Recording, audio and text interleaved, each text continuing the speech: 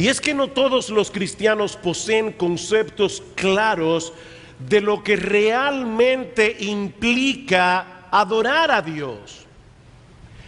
Y lo que es todavía más confuso, muchos creyentes tienden a pensar en la adoración como un evento.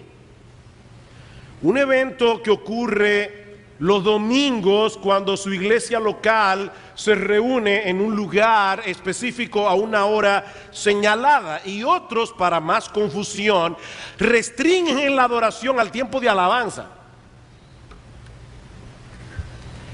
Estábamos adorando a Dios, ahora vamos a escuchar la predicación de la palabra.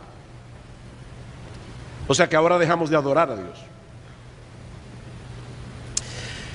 Cuando nosotros vamos al Nuevo Testamento y estudiamos el tema de la adoración, descubrimos que la adoración según la Biblia, la adoración que Dios espera de su pueblo, incluye mucho más que lo que nosotros hacemos aquí cada domingo como iglesia. Mucho, mucho más. Yo les ruego por favor que vayan conmigo a Romanos capítulo 12. Y yo sé que este es un pasaje que extrañamente mucha gente no conecta con la oración, con la adoración, cuando el tema de este pasaje es la adoración.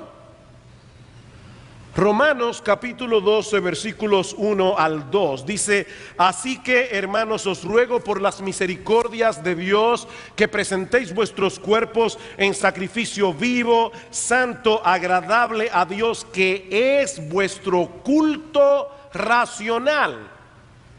No os conforméis a este siglo, sino transformaos por medio de la renovación de vuestro entendimiento, para que comprobéis cuál sea la buena voluntad de Dios, agradable y perfecta. Esta palabra que se traduce como culto al final del versículo 1 en nuestras Biblias, también puede ser traducido como adoración o servicio. Es la palabra griega latría, que nosotros usamos en español, por ejemplo, cuando hablamos de la idolatría, es decir, la adoración de aquello que no es Dios. Esta palabra es usada en el Nuevo Testamento en más de una ocasión, como Hebreos capítulo 9, versículo 1 y Hebreos capítulo 9, versículo 6, para referirse a la adoración que los israelitas le rendían a Dios en el Antiguo Testamento.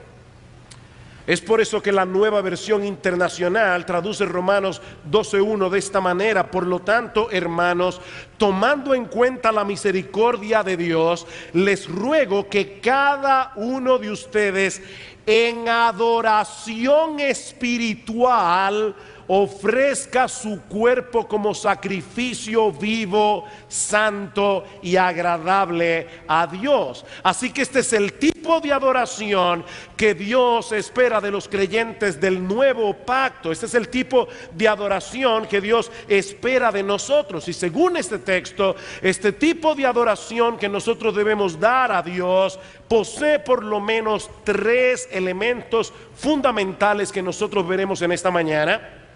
El primero es que la verdadera adoración surge como una respuesta del creyente al Evangelio.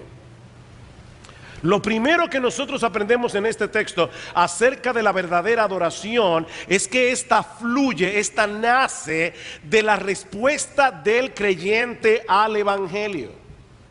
Los primeros capítulos de esta carta contienen una explicación detallada del contenido del Evangelio.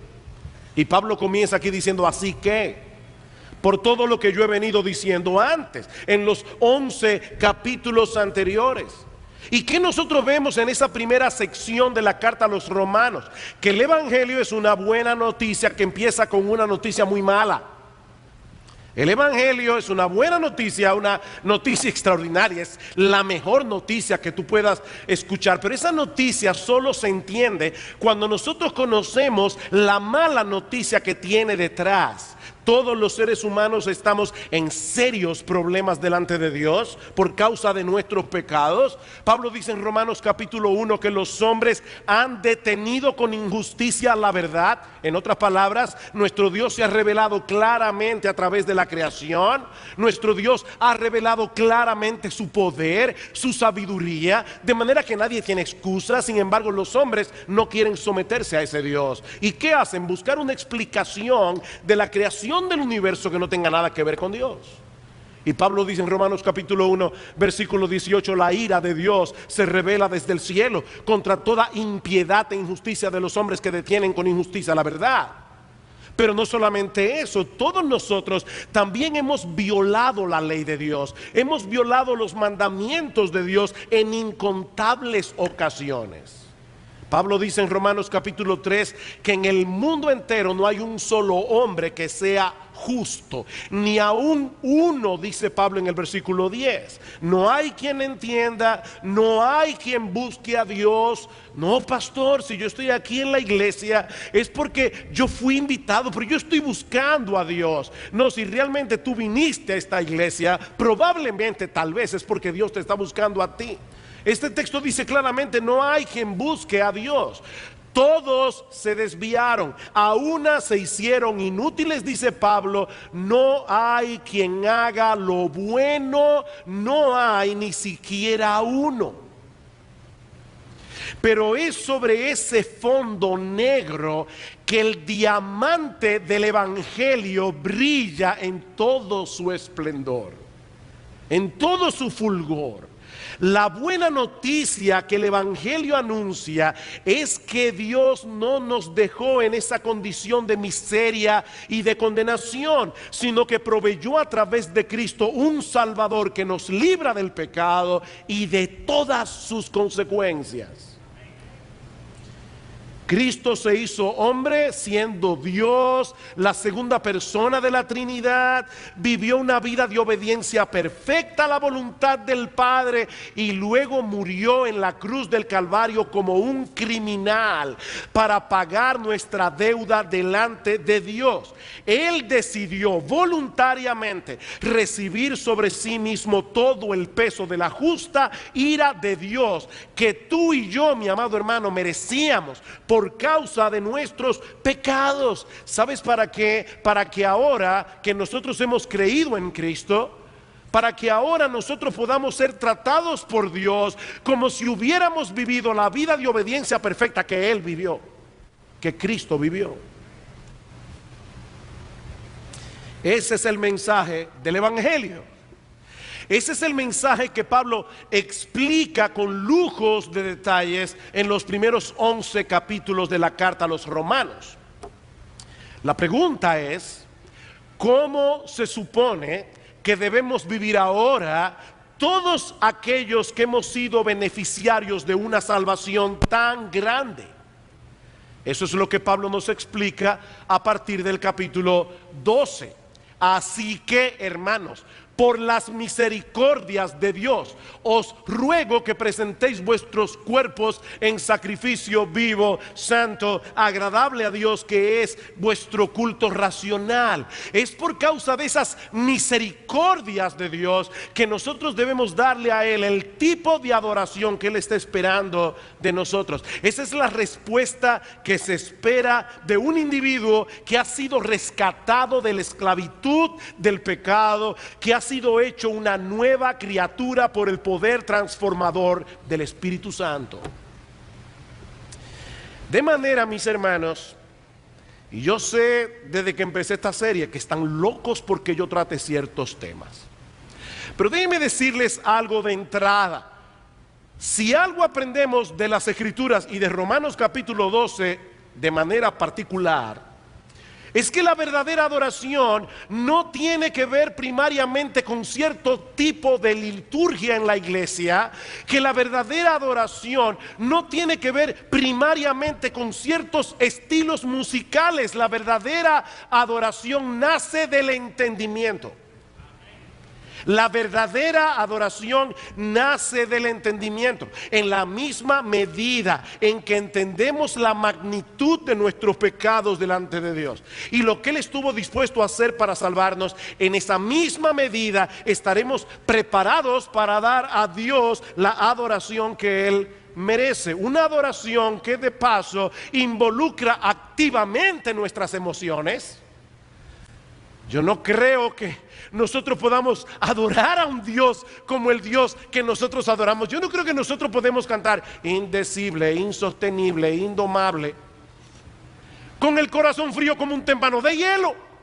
No, la adoración debe involucrar nuestras emociones, pero hermanos, es una adoración que se origina en nuestro entendimiento.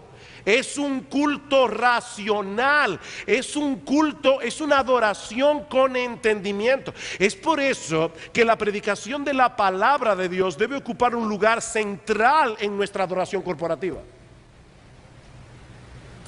No fue antojadizamente que el apóstol Pablo colocó este llamado a la adoración en Romanos, en esta sección de la carta, luego de haber explicado el Evangelio. Porque Pablo hizo eso, porque debemos entender el Evangelio para que entonces podamos reaccionar en adoración. John MacArthur dice al respecto, escuchen estas palabras de MacArthur: nuestra adoración es pobre porque nuestro conocimiento es pobre, y nuestro conocimiento es pobre porque nuestra predicación es pobre. Pero cuando la palabra de Dios es expuesta en su plenitud y la congregación comienza a percibir a través de la palabra la gloria del Dios viviente, entonces se postra en solemne temor y gozosa maravilla delante de su trono. La predicación de la palabra promueve la adoración. Lo segundo que nosotros aprendemos de este pasaje, Romanos capítulo 12, es que la verdadera adoración abarca toda nuestra vida. La verdadera adoración abarca toda nuestra vida, no meramente lo que hacemos como iglesia durante 1 hora y media cada domingo. Versículo 1 otra vez. Así que, hermanos, os ruego por las misericordias de Dios que presentéis vuestros cuerpos en sacrificio vivo, santo, agradable a Dios. Cuando las personas del primer siglo escuchaban esta expresión, presentar un sacrificio, lo primero que venía a sus mentes era la figura de un animal que iba a ser inmolado y luego quemado en el fuego. Esa es la idea que está detrás de la palabra sacrificio. Y lo que Pablo nos está diciendo aquí es que la adoración que los creyentes deben dar a Dios, mis hermanos, no es otra cosa que el sacrificio de sí mismos. No como un sacrificio muerto, como se hacía en la antigüedad, sino como un sacrificio vivo. De manera, vuelvo e insisto, que no se trata de algo que hacemos en un momento en particular, sino de toda una vida rendida en obediencia a Dios. Mis hermanos, nosotros hemos muerto con Cristo, dice Pablo en Romanos capítulo 6. Nosotros hemos resucitado juntamente con Cristo para andar en novedad de vida. Y yo creo que esa es la idea que el apóstol Pablo tenía en su mente cuando escribió Romanos capítulo 12. Vayan conmigo a Romanos capítulo 6, unos capítulos más atrás. Hablando acerca del bautismo, y muchos de ustedes han visto cómo se hace un bautismo bíblicamente, sepultando en agua a la persona que está dando testimonio público de su fe. Pablo dice, porque versículo 4, somos sepultados juntamente con él para muerte por el bautismo, a fin de que como Cristo resucitó de los muertos por la gloria del Padre, así también nosotros andemos en vida nueva. Porque si fuimos plantados juntamente con él en la semejanza de su muerte, así también lo seremos en la de su resurrección. Sabiendo esto, Ven otra vez cómo el entendimiento juega un papel en la adoración, sabiendo esto, que nuestro viejo hombre fue crucificado juntamente con él. ¿Para qué? Para que el cuerpo del pecado sea destruido, a fin de que no sirvamos más al pecado. Versículo 11, así también vosotros consideraos muertos al pecado, pero vivos para Dios en Cristo Jesús, Señor nuestro. Hace muchos años leí la historia de un hombre que iba en un tren y de repente, pasando de vagón en vagón, se encontró con un grupo de gente que estaba jugando póker. Y de repente le dijeron: ay, qué bueno que usted sabe jugar póker. Dice: sí, yo sé jugar póker. ¿Pudiera por favor unirse a nosotros, que nos falta una persona? Y el individuo le respondió: ay, lo lamento, es que yo no traigo mis manos conmigo. Ellos miraron al individuo y se dieron cuenta que no era manco. Y él aprovechó para decirle: ah, no, es que estas no son mis manos, estas son las manos que Cristo compró con el precio de su sangre, y yo no puedo usarlas para estar jugando póker con ustedes. Yo he sido comprado con precio. Versículo 12 al 13, no reine pues el pecado en vuestro cuerpo mortal, de modo que lo obedezcáis en sus concupiscencias, ni tampoco presentéis vuestros miembros al pecado como instrumentos de iniquidad, sino presentaos vosotros mismos a Dios. Ven la similitud del lenguaje en Romanos 12. Presentaos vosotros mismos a Dios como vivos de entre los muertos, y vuestros miembros a Dios como instrumentos de justicia. Es obvio, mis hermanos, en este pasaje que Pablo no puede estarse refiriendo a lo que el creyente hace aquí cuando se reúne con la iglesia los domingos únicamente. Tenemos una vida nueva en Cristo, una vida que debemos vivir conscientemente para Dios, procurando intencionalmente agradarle en todo lo que hacemos, y que sea su gloria la que brille, no la nuestra. Por eso es que nuestra vida debe ser de pie a pa adoración a Dios. Ya sea que estemos aquí congregados como iglesia, o ya sea que estemos en nuestros lugares de trabajo, ya sea que estemos compartiendo con nuestra familia, debemos actuar como lo que somos. Y lo que somos, mis amados hermanos, es adoradores del único Dios vivo y verdadero. Esa es nuestra identidad. Nosotros nunca podemos dejar de ser adoradores. Algunas personas pueden pensar: oye, pero eso es una camisa de fuerza. O sea, yo tengo que estar consciente todo el tiempo de que todo lo que hago debe ser para la gloria de Dios. No te olvides, mi amado hermano, lo que vimos el domingo pasado. ¿Para qué nosotros fuimos creados? Nosotros fuimos creados para adorar a Dios. ¿Y por qué Dios nos creó para adorarle? ¿Porque acaso Él estaba falto de gente que lo alabara? ¿Él estaba necesitado de esa adoración? No, Dios no necesita nada. Él está perfectamente pleno y satisfecho en sí mismo. Nosotros seguimos a un Dios feliz, supremamente feliz. Pero ese Dios, que es un Dios feliz, es amor. Y en su amor Él quiso compartir esa felicidad con otros. La razón por la que Dios quiere que nosotros le adoremos no es porque Él lo necesite, es porque nosotros lo necesitamos. Él sabe que nuestra felicidad depende de que nosotros vivamos para su gloria. Esto no es una camisa de fuerza. Juan capítulo 4, acompáñenme por favor a este conocidísimo pasaje de Juan capítulo 4. Es imposible hablar de la adoración sin tocar este encuentro del Señor Jesucristo con la mujer samaritana. Juan capítulo 4. Ustedes conocen la historia. Cristo tenía que ir de Judea a Galilea, pero le era necesario pasar por Samaria, porque Él tenía que encontrarse con una mujer allí. Cristo llega al pozo de Jacob, sediento porque era Dios, pero también era hombre. Y le pide a esta mujer samaritana que le dé de beber. Para aquellos que no lo saben, los judíos y los samaritanos se aborrecían mutuamente. Cuando un samaritano pasaba por delante de un judío, el judío escupía en el piso como señal de desprecio. De hecho, la mayoría de las personas no iban directamente de Judea a Galilea pasando por Samaria. Preferían dar la vuelta por Decápolis para ni pasar por allí. Pero Cristo no tenía esos prejuicios. Y él le dice a esta mujer samaritana: dame de beber. La mujer samaritana obviamente se extraña. ¿Cómo puede ser que tú, judío, me pidas a mí de beber, que soy mujer samaritana, cuando judíos y samaritanos no se tratan entre sí?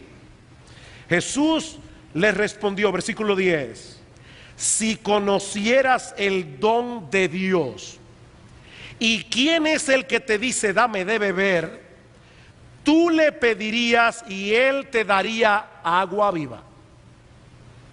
Otra vez la mujer se extraña. Versículo 11: Señor, no tienes con qué sacarla y el pozo es hondo. ¿De dónde pues tienes el agua viva? Versículo 13: respondió Jesús y le dijo: cualquiera que bebiere de esta agua volverá a tener sed, mas el que bebiere del agua que yo le daré no tendrá sed jamás, sino que el agua que yo le daré será en él una fuente de agua que salte para vida eterna. Mis hermanos, déjenme hacerles una pregunta. ¿Está hablando el Señor aquí particularmente de algo que ocurre cuando estamos congregados como iglesia? ¿O está hablando Él de algo que debe manifestarse continuamente en la vida de aquellos que han bebido del agua que Cristo ofrece? ¿Es la adoración un evento o es la adoración una vida?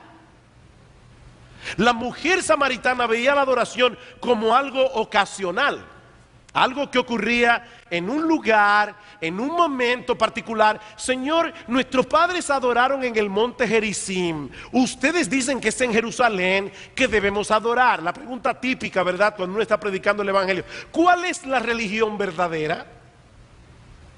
O sea, ella veía la adoración atada a un lugar, atada a una ocasión. Pero el Señor Jesucristo le hace ver que la verdadera adoración va más allá de un lugar geográfico, va más allá de cierto tipo de liturgia. Versículo 23: mujer, la hora viene y ahora es cuando los verdaderos adoradores adorarán al Padre en espíritu y en verdad. Porque también el Padre tales adoradores busca que le adoren. Dios es espíritu y los que le adoran deben adorarle en espíritu. Hermanos, déjenme hacerles una pregunta. ¿En cuántos momentos de la vida los creyentes están supuestos a vivir en el espíritu y andar en la verdad? ¿Cuando estamos aquí? Obviamente no. Cristo está diciendo: lo que importa ahora no es el lugar, lo que importa ahora es la verdad y el espíritu. Y nosotros debemos vivir todo el tiempo, andar en el espíritu, como dice Pablo en Gálatas capítulo 5, y debemos andar en la verdad, ya sea que estemos en el trabajo, ya sea que estemos en la iglesia, ya sea que estemos en la escuela, ya sea que estemos en la universidad, donde quiera que sea. En ese sentido, hermanos, debemos tener cuidado cuando decimos que venimos a la iglesia a adorar. Y eso es un lenguaje muy típico. Nosotros venimos a la iglesia a adorar. El problema cuando nosotros decimos que venimos a la iglesia a adorar es que estamos implicando que antes de este culto no lo estábamos haciendo. No, yo creo que es más preciso decir que nosotros venimos a la iglesia para seguir adorando. Nosotros no venimos a la iglesia a adorar, hermano. Nosotros somos adoradores 24/7. Nosotros venimos a la iglesia a continuar adorando, porque eso es lo que estábamos haciendo, o estamos supuestos a estar haciendo, antes de llegar aquí. La diferencia es que ahora estamos adorando junto al pueblo de Dios. Cristo mora en mí, Cristo mora en ti, y ahora nosotros venimos juntos a constituir este templo espiritual en el que Dios es adorado como templo espiritual.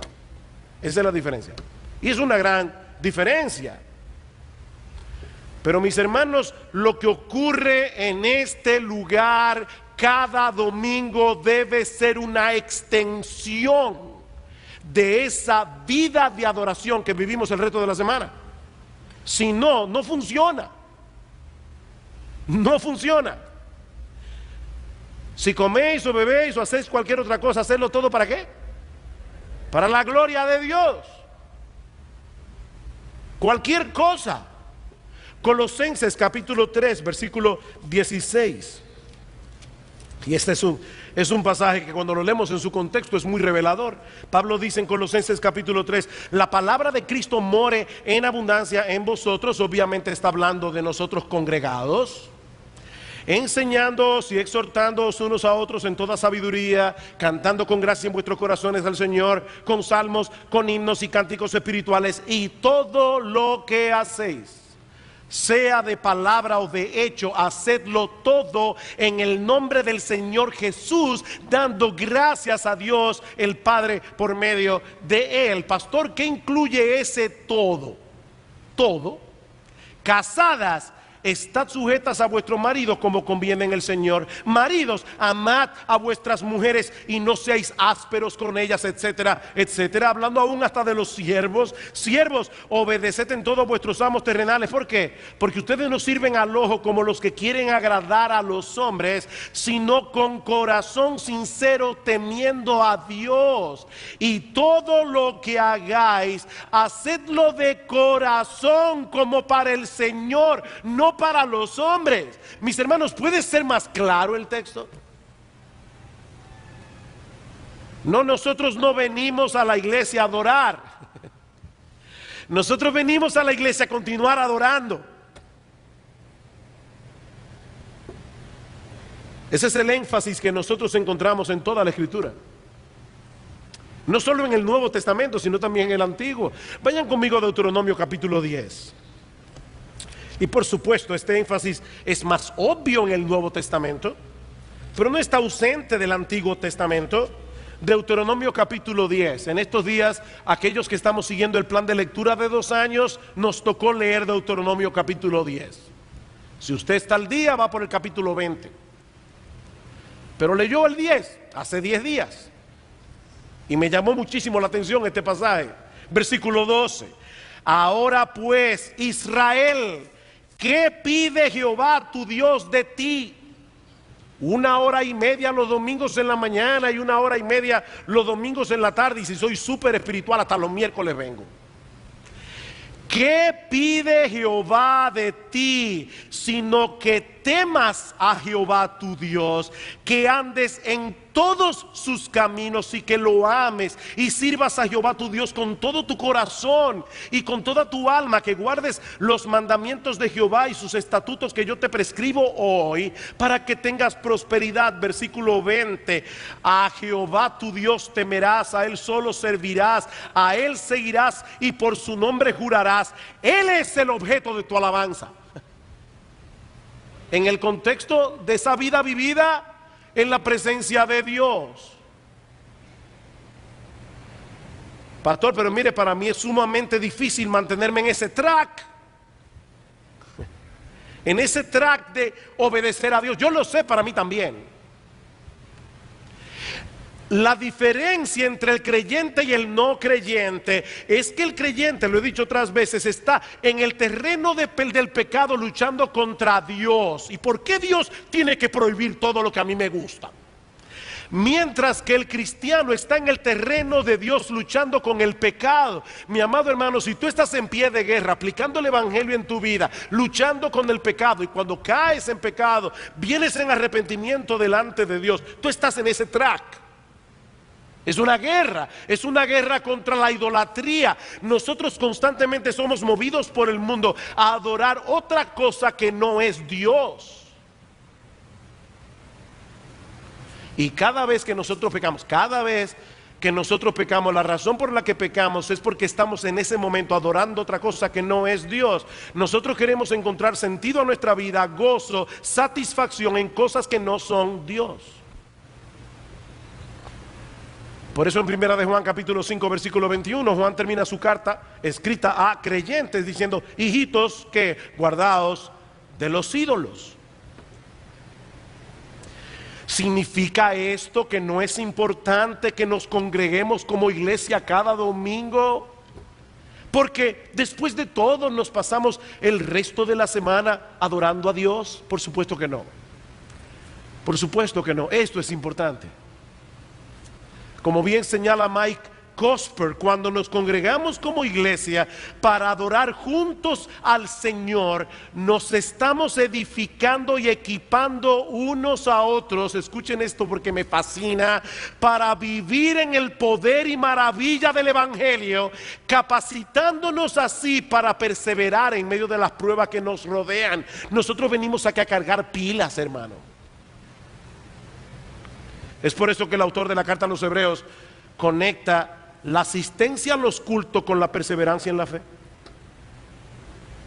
La asistencia a los cultos con la perseverancia en la fe. No se dejen de congregar como algunos tienen por costumbre. Inmediatamente después comienza a hablar de la apostasía.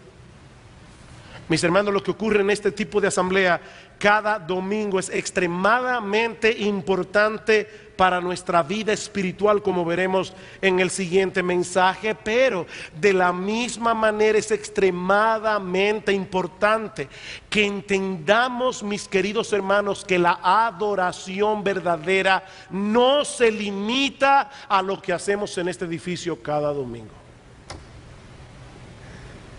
Una persona puede venir a la iglesia y experimentar sensaciones tan profundas que la lleven a pensar que él está realmente adorando a Dios, cuando lo que está sucediendo en realidad es que está experimentando una fuerte descarga emocional.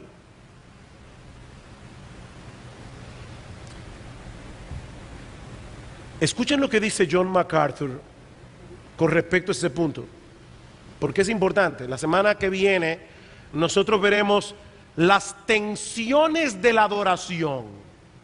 Hay una tensión entre venir a alimentar mi intelecto y al mismo tiempo reaccionar emocionalmente.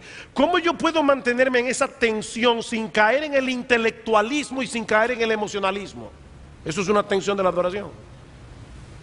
Pero una de las cosas que dice MacArthur es lo siguiente: la música y la liturgia pueden ayudar a la expresión de un corazón que ya es adorador, pero estas no pueden cambiar un corazón no adorador en uno que sí adore. La música no puede hacer eso. Sigue diciendo: el peligro está en que la música y la liturgia pueden dar la impresión de haber adorado a un corazón que no adoró.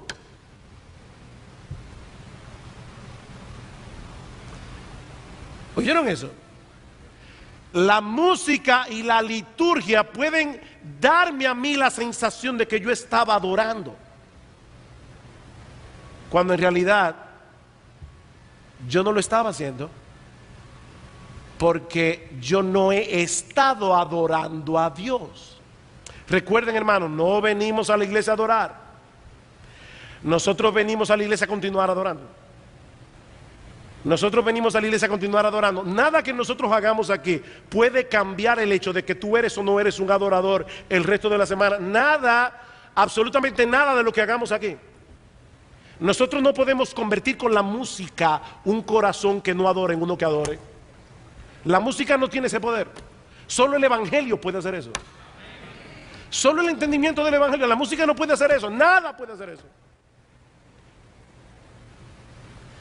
Eso nos lleva a la tercera enseñanza que encontramos en este texto. Y es que la verdadera adoración demanda y requiere la renovación de nuestro entendimiento. La verdadera adoración demanda y requiere la renovación de nuestro entendimiento. Versículo 2, Romanos 12:2. No os conforméis a este siglo, sino transformaos por medio de la renovación de vuestro entendimiento, para que comprobéis cuál sea la buena voluntad de Dios, agradable y perfecta. yo voy a hacer algo aquí en esta mañana que los predicadores no deben hacer. Y es ilustrar una verdad antes de explicarla. Uno debería primero dar una verdad y luego traer una ilustración que traiga luz sobre la verdad que ha sido expuesta. Yo lo voy a hacer hoy al revés. Perdónenme ese agravio de homilética. Yo voy a traer primero una ilustración. Vamos a suponer que hace poco tú tuviste la oportunidad de estar en un observatorio, ya sea el de Aguadilla en Puerto Rico, un observatorio astronómico, donde había un telescopio muy potente que te permitió ver el espacio sideral, y lo que tú viste te dejó tan maravillado que ahora tú deseas compartir eso que tú viste con una persona a la que tú amas. El problema es que esa persona no tiene telescopio. Y para colmo de males también es ciego. No tiene telescopio y está ciego. Mira, mi hermano, por más detalles que tú le des de lo que tú viste a través de ese telescopio, es imposible que él te entienda. Es imposible que este individuo pueda entender lo que tú te estás tratando de explicar. Y por supuesto, es imposible que él experimente lo que tú experimentaste. Ese sentido de asombro, ese sentido de maravilla, eso que esa capacidad de wow que Dios le ha dado al hombre. Yo lo he dicho otras veces, para mí la mejor manera de explicar lo que es la adoración es decir, nuestro Dios es el ser que merece más el wow de nuestro corazón. Eso es adorar. O sea, Dios es un Dios que cuando tú lo ves, tú dices, wow. Bueno, ese wow que tú experimentaste en el observatorio, tú no puedes hacer que lo experimente porque Él no está viendo lo que tú estás viendo. Bueno, mis hermanos, eso es exactamente lo que ocurre con el hombre pecador. Él está completamente ciego a la gloria de Dios en Cristo que se revela en el Evangelio. Él está ciego. Ese es el diagnóstico de Pablo en 2 Corintios capítulo 3, capítulo 4, versículo 3 en adelante. Si nuestro evangelio está encubierto, entre los que se pierden está encubierto, en los cuales el Dios de este siglo cegó el entendimiento de los incrédulos, los cegó para que no les resplandezca la luz de la gloria de Cristo que se revela en el evangelio. Mis hermanos, Cristo es glorioso. Lo vea el hombre o lo deje de ver, Cristo es glorioso, Cristo es maravilloso, Cristo es extraordinario, Cristo es digno de toda nuestra adoración, de toda gloria, honor y alabanza. Y esa gloria de Cristo se revela en el evangelio, dice Pablo, pero el pecador no puede verla porque él está ciego. Y porque no puede ver la gloria de Cristo, él sigue enredado en su vida de pecado. Porque él no ve la gloria de Cristo, él sigue enredado en su vida de pecado. Él está cambiando espejitos por oro, de manera que él no tiene salida. Mira, mi amigo, si tú estás aquí sin Cristo en esta mañana, yo quiero hacerte entender, tú no tienes salida. Para tú salir de tu condición de pecado, tú tienes que ver la gloria de Cristo. Y tú no puedes ver la gloria de Cristo porque estás ciego. A menos que Dios ilumine su entendimiento por el poder de su Espíritu. Por eso Pablo dice en ese mismo pasaje de 2 Corintios capítulo 4, el hombre está ciego, no puede ver la gloria de Dios, pero aún así yo predico el Evangelio. Y la razón por la que yo predico el Evangelio, versículo 6, es porque Dios, que mandó que de las tinieblas resplandeciese la luz, es el que resplandeció en nuestros corazones para el conocimiento de la gloria de Dios en la faz de Jesucristo. Cada vez que yo leo ese texto me recuerdo perfectamente con 17 años de edad, sentado en una iglesia, escuchando el Evangelio y rechazando el Evangelio. Hasta un día en que Dios, por su Espíritu, por medio de la predicación del Evangelio, vino y me dijo a mi corazón: sea la luz. Y de repente yo vi mi pecado y a mi Salvador. Bien, mis hermanos, eso fue precisamente lo que Dios hizo en cada uno de nosotros, los cristianos, para convertirnos en verdaderos adoradores.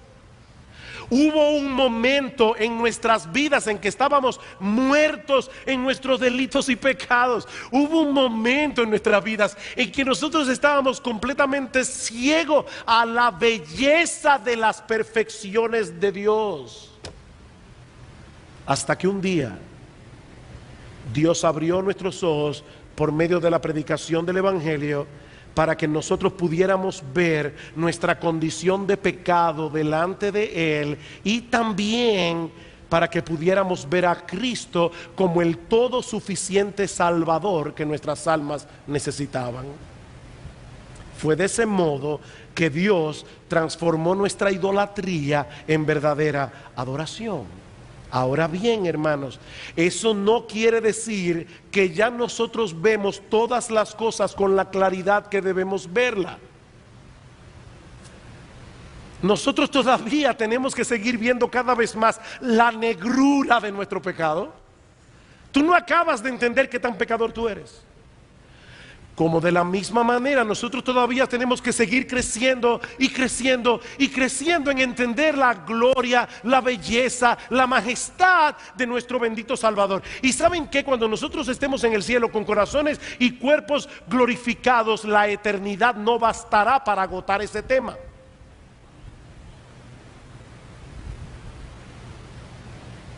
Nosotros tenemos una mente finita. Y para colmo de males, el pecado todavía mora en nosotros. Y ese pecado que todavía mora en nosotros está vivo y activo como una fuerza que trata de detener en nuestras mentes el avance de la verdad. Es por eso que necesitamos, como dice Pablo en Romanos capítulo 12, versículo 2, continuar siendo transformados por medio de la renovación de nuestro entendimiento.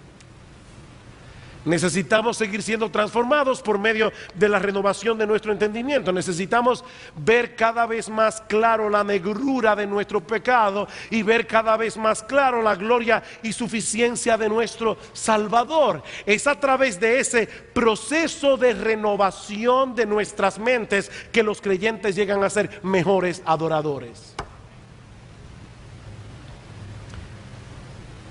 Hay un famoso catecismo que se usaba en el pasado para educar a los niños y todavía algunas iglesias lo usan, gracias al Señor. Se llama el Catecismo de Heidelberg. El Catecismo de Heidelberg tiene una pregunta que dice: ¿cuántas cosas debo saber para poder vivir y morir piadosamente? Oigan qué pregunta. ¿Cuántas cosas yo debo saber para poder vivir y morir piadosamente con ese consuelo? El catecismo responde: 3 cosas. Oye, qué simple. 3 cosas. Primera, cuán grandes son mis pecados y mi miseria. Segundo, cómo soy redimido de todos mis pecados y de mi miseria. Y tercero, cómo he de agradecer a Dios por esa redención. 3 cosas. Qué simple. Querido hermano, ¿tú quieres seguir creciendo en tu adoración a Dios? ¿Tú quieres ver en tu iglesia una adoración más ferviente y apasionada? Bueno, lo que necesitamos por encima de cualquier otra cosa es un mejor entendimiento del Evangelio y de la gloria de Cristo que en el Evangelio se revela. Eso es lo que necesitamos. Escucha con cuidado estas palabras de Donald Carson. aunque hay ciertas cosas que podemos hacer, y de hecho hay cosas que nosotros estamos haciendo en este orden para mejorar la adoración corporativa, hay un profundo sentido en que la adoración excelente no puede ser obtenida meramente por ir detrás de la adoración excelente. Esto no es un trabalengua. La adoración excelente no puede ser obtenida meramente por ir detrás de la adoración excelente. Sigue diciendo Carson, usted no podrá encontrar una adoración corporativa excelente hasta que deje de buscar una adoración corporativa excelente y vaya detrás de Dios mismo. Es a Dios que necesitamos. Y se pregunta Carson al final de esa cita, si acaso no estaremos comenzando a adorar la adoración antes que adorar a Dios. Como aquellos, dice él, que comienzan admirando la puesta de sol y pronto comienzan a admirarse a ellos mismos admirando la puesta de sol.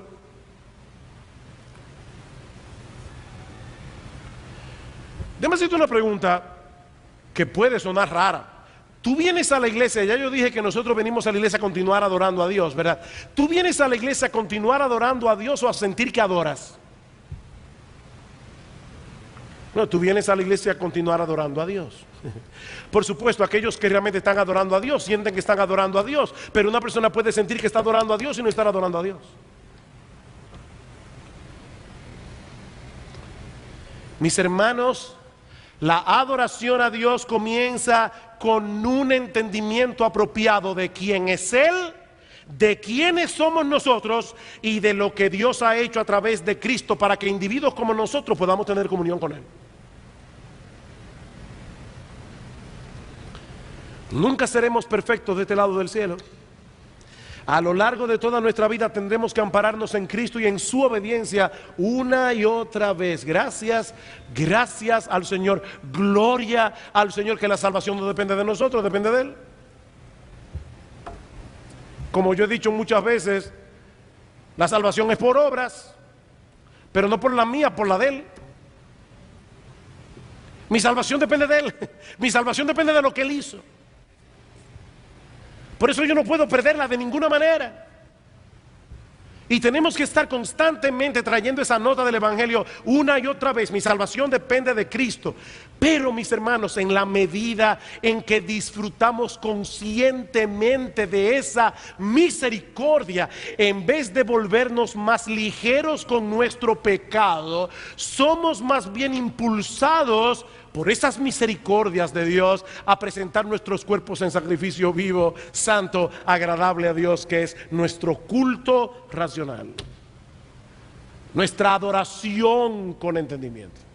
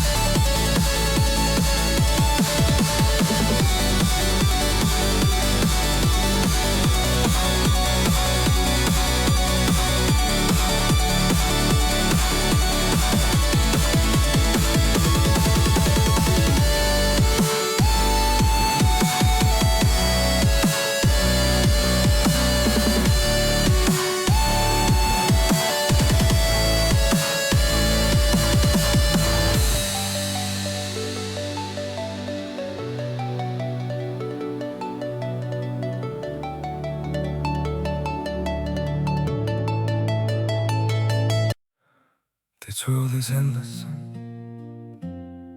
so wide, so far, but somehow I'm still lost in you.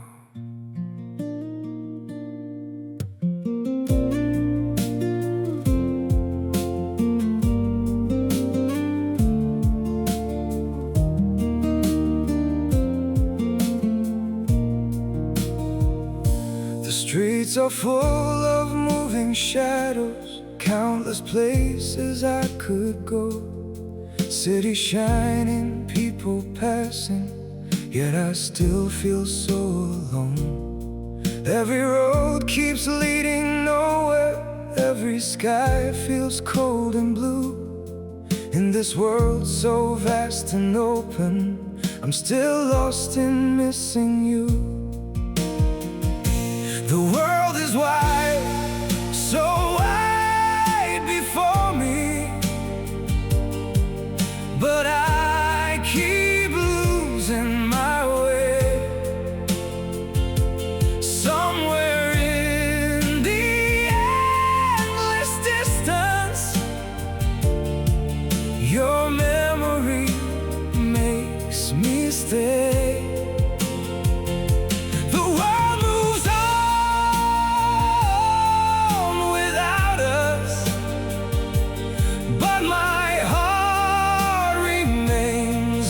True.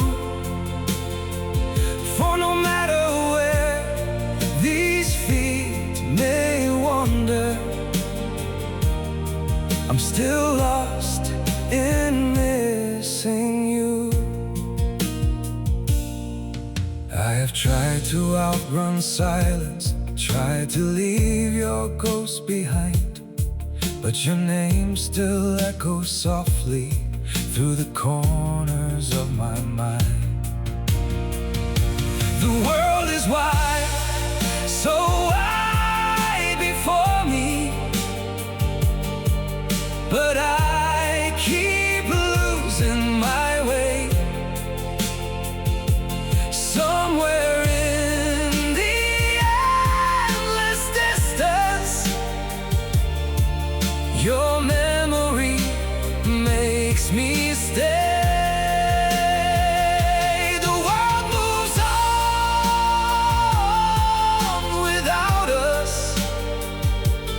but my heart remains untrue. For no matter where these feet may wander,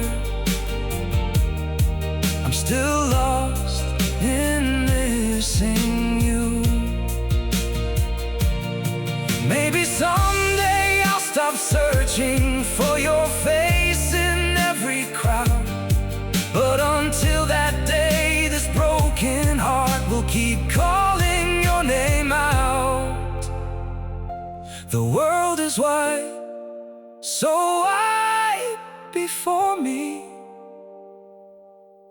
but I keep losing my way.